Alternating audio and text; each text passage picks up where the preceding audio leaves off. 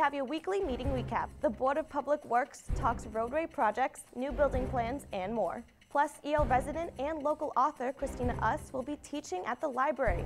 Find out how you can take part in her writing program. And later, the Recreation Department will notify you on game cancellations right to your phone. Those stories and much more ahead on LCAT News Update.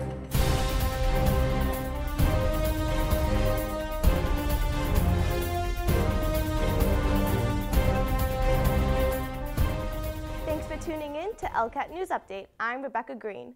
We begin the show welcoming a new business in town. Greenwich, right on the Rotary, is a new healthy-style eat-in restaurant.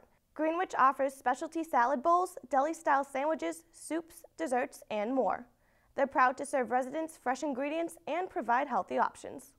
Now it's time for our weekly meeting recap. We begin with the Board of Public Works. First, the board talks future roadway projects in town. I think the last time we got together, I mentioned I sat in on a meeting discussing the potential medical office facility to be located at the corner of Maple Street and Dwight and Williams, right on the Longmeadow, East Longmeadow line.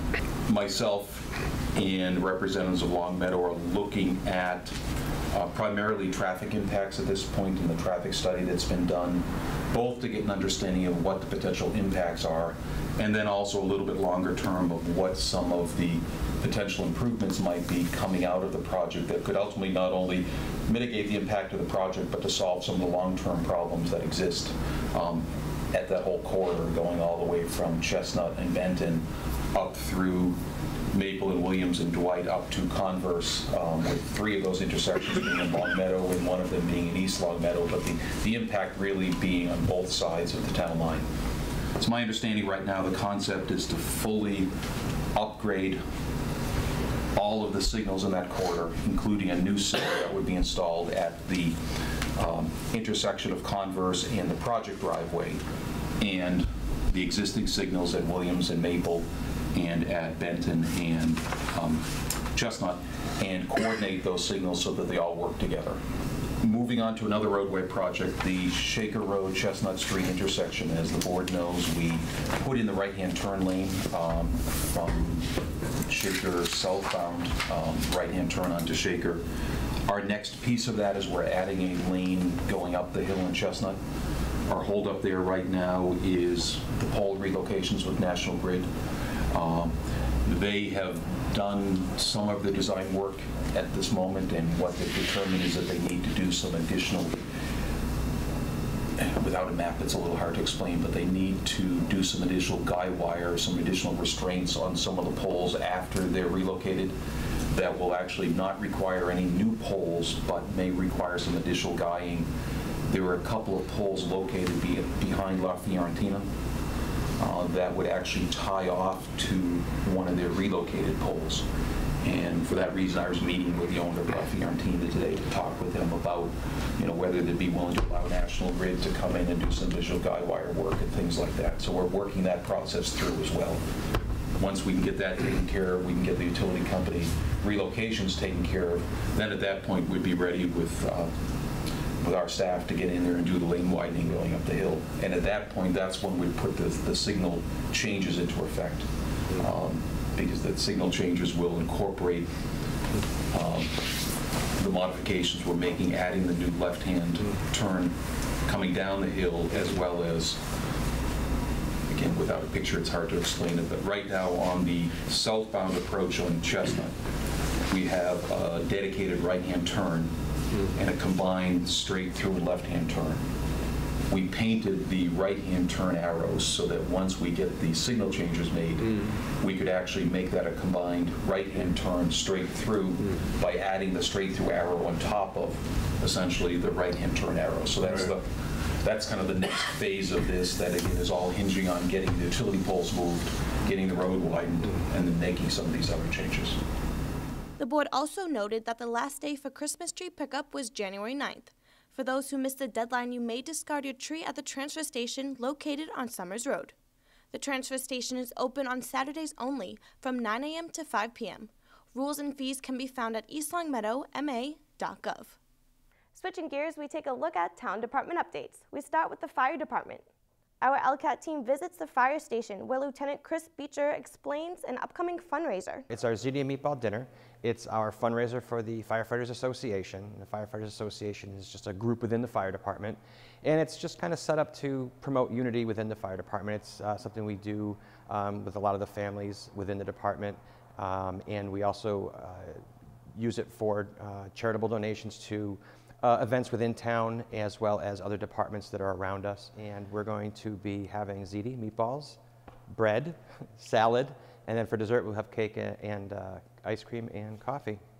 Or I will also be doing a 50-50 raffle as well. And all the proceeds will be split between the Firefighters Association and the Council on Aging.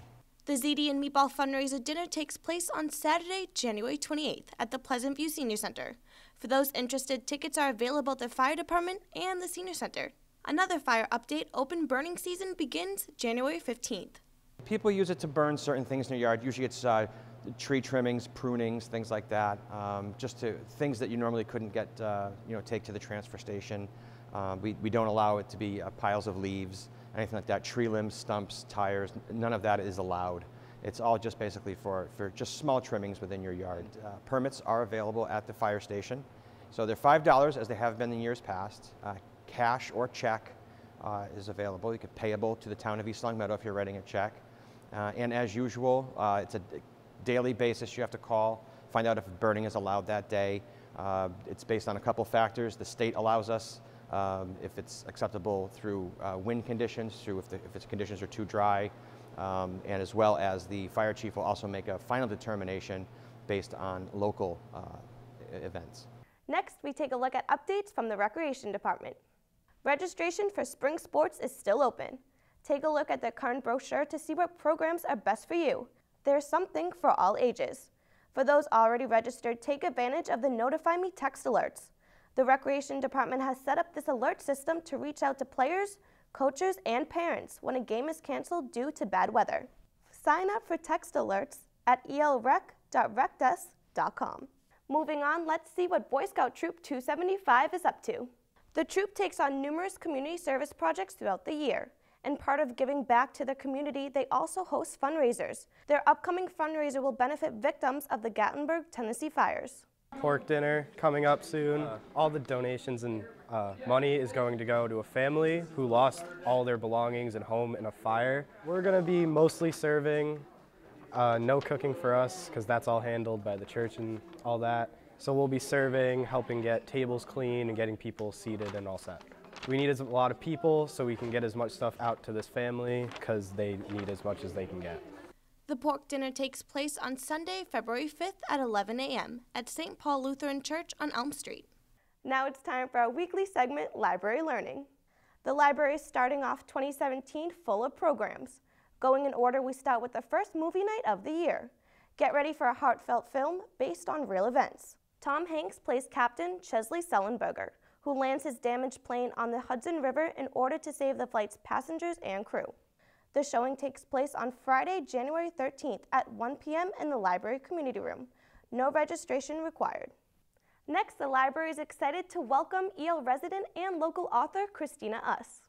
Us will be teaching the library's popular workshop, Writers Group. Writers Group is for all ages and skill levels. Us started as a successful freelance writer to now publishing her new children's book, Adventures of a Girl Called Bicycle, that will be available spring 2018. Learn the story behind the book and watch Us's first LCAT interview on our LCAT YouTube page from our September 10th news show. And don't miss Writers Group on Saturday, January 14th at 10 a.m. in the library conference room. No registration required. This last library program is for high school seniors only. The library welcomes their first ever ELHS Study Night. The library will stay open after hours for high school students only to prepare them for finals. Snacks and refreshments will be provided. Use the library's computers or bring in your own. Study night takes place on Monday, January 16th from 5 p.m. to 10 p.m. High school ID required. This next story is also for high school seniors. The East Long Meadow Rotary Club is proud to announce their 2017 scholarship applications. All East Long Meadow High School seniors are eligible to apply. Student applications are reviewed by a committee using the total person concept, which includes academic standing, community service, extracurricular activities, and recommendation letters. Recipients of scholarships and their guests are invited to attend a special luncheon with the Rotary Club. Applications are available in the high school guidance office. All applications must be handed in before the February 25th deadline. Well, that will do it for this edition of LCAT News Update. Make sure to stay connected with us through YouTube, Facebook, Twitter, and Instagram, all at LCAT01028. And don't forget to watch us on cable channels 191, 192, and 193. For cable channel times, make sure to check out our LCAT program guide, available through our website at eastlongmeadowma.gov. Thanks for watching. I'm Rebecca Green. See you next week.